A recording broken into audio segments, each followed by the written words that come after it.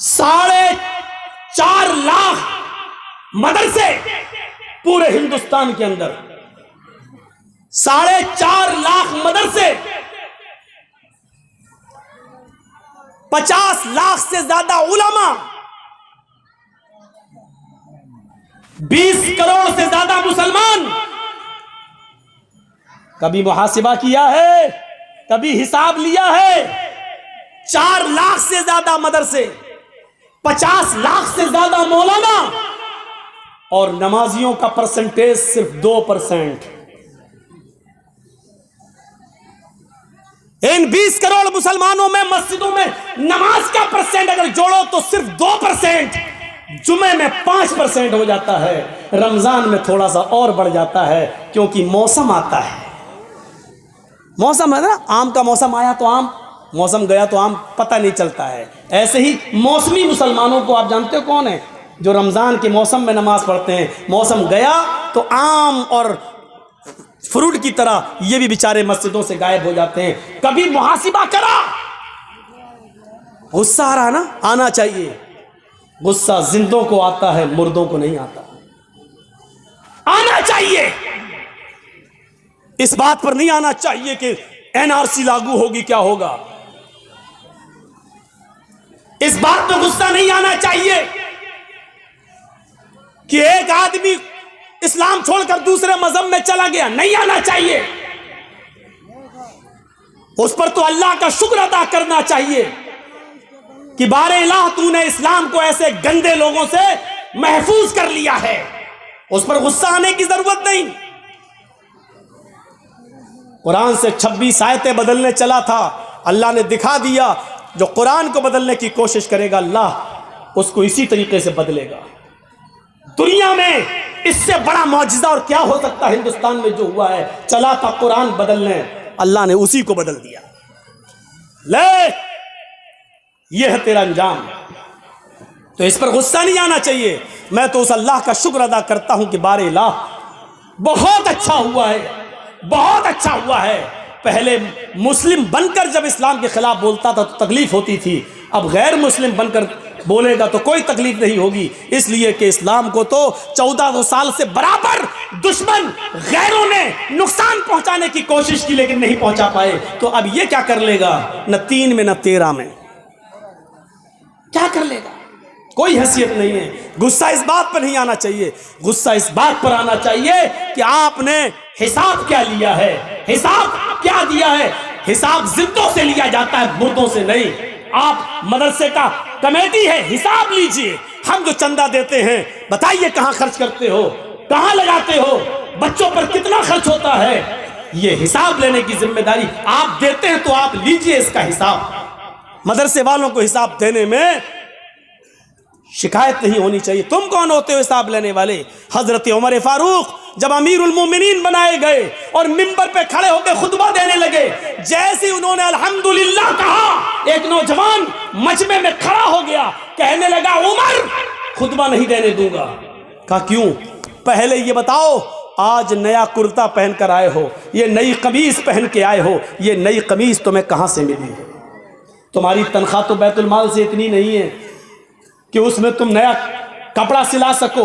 आज ये नई चादर तुम्हारे जिस्म पर मैं देख रहा हूं, ये कुर्ता, ये कमीज तुम्हारे पास कहां से आया? हजरत उमर जवाब देते हैं कि इसका जवाब मैं नहीं दूंगा, मेरा बेटा देगा। आए मेरे बेटे उठो और जवाब दो कि ये नई कमीज, नया कुर्ता कहां से आया? बेटा उठता है और जवाब देता है, आए लोगों सुनो, बैतुल माल में बहुत सी चादरें आई हुई थी और उन चादरों में सबको मुसलमानों में बंटना था। तो वो चादरें जब बटी तो सबको एक एक चादर मिली, मेरे बाप को भी उसमें एक चादर मिली, सबको एक एक चादर दी गई, मेरे बाप को भी एक चादर मिली। उसी चादर की इन्होंने कमीज बना ली। हजरत उमर ने कहा, नौजवान क्या अब मैं खुतबा दे सकता हूं? तुमने मेरी सफाई मेरे बेटे की तरफ से सुन ली, अब जवाब दे, अब मैं खुतबा शुरू करूं? कहा नहीं। कहा क्यों? कहा अब तो मैं और उलझ गया हूं। कहा एक एक चादर सबको मिली, मुझे भी तो मिली थी। मैं दर्जी के पास गया, उस एक चादर में मेरी कमीज नहीं बनी। तुम तो हमसे डबल हो, तुम तो मोटे ताजे हो, तंदुरुस्त हो, हट्टे खट्टे हो। हम तो 5 फीट के हैं, तुम 6 फीट से भी ऊंचे हो, फिर तुम्हारी कमीज कैसे बन गई? हजरत उमर ने कहा बेटे इसका भी जवाब दो। हजरत उमर का बेटा कहता है लोगों और आए हिसाब लेने वाले तू भी सुन, मेरे बाप को एक चादर मिली थी, मुझे भी तो एक चादर मिली थी, सबको एक एक चादर दी गई, उसमें मेरा भी हक था, मुझे भी एक चादर दी गई। मैंने अपने बाप की कमीज में कई जोड़ लगे हुए देखे, पैबंद लगे हुए देखे, तो मुझे अपने बाप की कमीज पर बड़ा अफसोस होता था कि मेरे बाप के पास कोई कपड़ा नहीं है। तो मैंने अपने बाप को अपनी भी चादर दे दी, अपनी चादर और मेरी चादर दोनों चादरें मिलाकर मेरे बाप ने कमीज बना ली। हजरत उमर ने कहा नौजवान अब क्या कहते हो, अब मैं खुतबा दूं? वो नौजवान बैठ गया, अमीरुल मोमिनीन अब आप खुतबा दीजिए। अल्लाह की कसम मुझे फख्र है कि मेरा अमीर ऐसा है कि जिसने अमानत में खयानत नहीं की है, जिसने एक पैसे की भी अमानत में खयानत नहीं की है, कपड़े के तार की भी अमानत में खयानत नहीं की है। अब आप खुतबा दीजिए। मैंने ये सबके सामने इसलिए पूछा ताकि आपकी सफाई सबके सामने आ जाए। मेरे भाइयों सबके सामने उस आदमी ने पूछा, हिसाब लिया और उमर फारूक ने सबके सामने हिसाब दिया। हिसाब जिंदों से लिया जाता है, मुर्दों से नहीं। मुर्दे तो मर गए, वो अपने कर्म जो किया है उसके हक वो भुगते। अच्छा किया तो अच्छा, बुरा किया तो बुरा, लेकिन जिंदों से हिसाब लिया जाता है। आप जिंदा कौम हैं, मुहासिबा करिए। मुहासिबा 20 करोड़ मैंने कम बताए, इस भारत में मुसलमान है 30 करोड़ से ज्यादा, मदरसे हैं 4 लाख से ज्यादा, उलमा है 50 लाख से ज्यादा, लेकिन इतने मदरसे होने के बाद, इतने आलिम होने के बाद, इतने मुसलमान होने के बाद मस्जिदों में इन मुसलमानों की नमाज पढ़ने का परसेंट है सिर्फ 2%। मेरे भाइयों ये 98% मुसलमान क्या कर रहा है, ये 98% मुसलमान क्या कर रहा है? कभी आपने मुहासिबा किया? तो मेरे भाइयों मैं कह यही रहा था कि हमें और आपको एक एहसास पैदा होना चाहिए। 4 लाख मदरसे, यहां से मेरी बात कट हुई थी। परसेंट कितना? 2%। उलमा 50 लाख, मुसलमान 30 करोड़। हैसियत क्या, परसेंटेज कितने नमाजी 2। 98% क्या कर रहे हैं? सोचिए 98% क्या कर रहे हैं? गुस्सा जिंदों को आता है, मुर्दों को नहीं। आपको गुस्सा आना चाहिए। मैं नहीं कहता हूं गुस्सा नहीं आए, मुझे गुस्सा आ रहा है ना, गुस्से को पालो, गुस्से को परवान चढ़ाओ। गुस्सा जिंदों को आता है, मुर्दों को नहीं। लेकिन ये गुस्सा आपको इसके ऊपर नहीं आना चाहिए जिसने धर्म परिवर्तन कर लिया। गुस्सा आपको इसके ऊपर नहीं आना चाहिए कि ऐसा हो रहा है वैसा हो रहा है ना, नहीं। गुस्सा इस बात पे आना चाहिए कि आपकी बीवी ने सुबह फजर की नमाज पढ़ी या नहीं पढ़ी है। नहीं पढ़ी है तो गुस्सा आना चाहिए। आपका बेटा 10 साल से बड़ा है, नमाज पढ़ने नहीं गया, बिस्तर पे सो रहा है, आपको गुस्सा आना चाहिए। नमाज क्यों नहीं पढ़ी? आपको गुस्सा आना चाहिए, इस बात को गुस्सा आना चाहिए आपको। आपका बेटा शराब पीकर घर पे आया, आपको गुस्सा आना चाहिए। ऐसा क्यों किया? आप गुस्से को पालिए, परवान चढ़ाइए और बच्चों को पढ़ाइए और लिखाइए, क्योंकि पढ़ाने और लिखाने के साथ ही आप एक अच्छा इंसान बना सकते हो अपने बच्चों को। तो मेरे भाइयों गुस्सा जिंदों को आता है, मुर्दों को नहीं। आप गुस्सा, लेकिन गुस्सा जहां आना चाहिए वहां आपको आना चाहिए, हर जगह गुस्सा नहीं। मुझे जायज बात पे गुस्सा आया, यहां गुस्सा आना चाहिए। आपको भी जायज बातों पे गुस्सा आना चाहिए। अल्लाह के रसूल को भी गुस्सा आता था, और गुस्से का तो हाल ये था कि अल्लाह के नबी के जब गुस्सा आता था तो हत्ता मर्रत आईना, आपकी दोनों आंखें सुर्ख हो जाया करती थी। सहाबा कहते हैं अल्लाह के रसूल को जब गुस्सा आता था तो ऐसा लगता था जैसे अनार का जूस किसी ने मोहम्मद रसूलुल्लाह की आंखों में डाल दिया है, इतनी लाल हो जाती थी आंखें। हजरत उमर ने हिसाब दिया, आप भी हिसाब देना सीखिए। और याद रखिए कुरान की आयत है, वमन अअरज़ अन ज़िक्री फ़इन्न लहू मईशतन ज़न्का। आज हम दौड़ रहे हैं 2 रोटी मिल जाए, और 2 रोटी के लिए हम क्या क्या कर रहे हैं? सोचिए, समंदर में एक विहील मछली है, विहील मछली समंदर में, 40 टन गोश्त खाती है, एक दिन में 40 टन मछलियों को, 40 टन। आप सोचते जाइए, मेरा रब उस मछली को भी भूखा नहीं सोने देता है जो एक दिन में 40 टन गोश्त खाती है। आए 2 रोटी खाने वाले, आए 2 मुट्ठी चावल खाने वाले, तू इतना परेशान क्यों है? तू इस 2 रोटी को कमाने के लिए किसी को धोखा दे रहा है, किसी के साथ गद्दारी कर रहा है, अपनी दुकान खोले बैठा है, मोबाइल का मैकेनिक है, किसी ने मोबाइल संभालने के लिए तुझे दिया, तुझे मालूम है कि 100 रुपए की लागत में ये मोबाइल संभल जाएगा, लेकिन तूने उससे 1000 मांग लिए। इसकी आईसी बिगड़ गई, इसकी ये बिगड़ गई, उसकी वो बिगड़ गई, ये चेंज करना पड़ेगा, वो चेंज करना पड़ेगा। हिसाब किताब जोड़ के आपने 1000 बता दिया और मामला 800 पे डन हो गया। ठीक है, हम 800 दे देंगे, 700 दे देंगे। आपने सोचा कि 100 की लागत है, 700 दे रहा है, 600 तो बच रहा है। आपने 100 की जगह 1000 बताया, 100 की जगह 150 बताना आपका जायज था, 100 की जगह 200 बता देते आपके लिए जायज था, लेकिन 100 की जगह 1000 बताकर 700 पे अपने मामले को डन करना, ये है कुरान की उस आयत के मुताबिक कि या अय्युहल्लज़ीना आमनू ला ताकुलू अम्वालकुम बैनकुम बिल बातिल, ईमानो वालो तुम आपस में एक दूसरे का माल नाजायज तरीके से मत खाओ। ये मुसलमान का ही माल नाजायज तरीके से खा रहा है, ये उसको गसब कर रहा है। मेरे भाइयों, 100 रुपए का मोबाइल 150 आप ले लो, 200 ले लो, आपने 700 रुपए जो लिए हैं ये आपके लिए हराम है। अल्लाह की कसम, अब आप जो खाना खाकर मस्जिद में जाओगे नमाज पढ़ने के लिए, आपकी नमाज कबूल नहीं होगी। जिसने हराम का एक लुकमा खाया 40 दिन तक अल्लाह उसकी इबादत को कबूल नहीं करता। हम और आप सोचें हमारी रिस्क की तंगी क्यों हो रही है, हम इतना कमा रहे हैं लेकिन पैसा हमारे पास रुक क्यों नहीं रहा है। बहुत से लोगों को शिकायत, मौलाना पैसा तो बहुत है, कमाता हूं मैं एक दिन में 50-50 हजार रुपए, लेकिन रुकता नहीं है मेरे पास, पता नहीं कहां चला जाता है, पता नहीं कहां चला जाता है। तेरे सवाल का जवाब दिया है कुरान ने।